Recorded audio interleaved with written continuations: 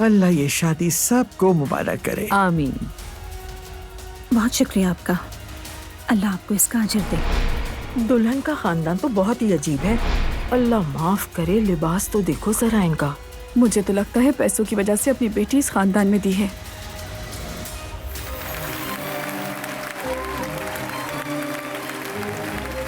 माशाअल्लाह बहुत खूबसूरत लग रही है।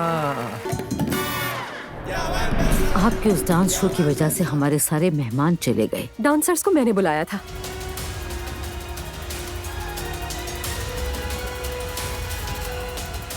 किसी नैरो माइंडेड खानदान को अपनी बेटी देना शायद हमारी सोच से भी ज्यादा मुश्किल है। मैं तुम्हें समझ सकता हूँ।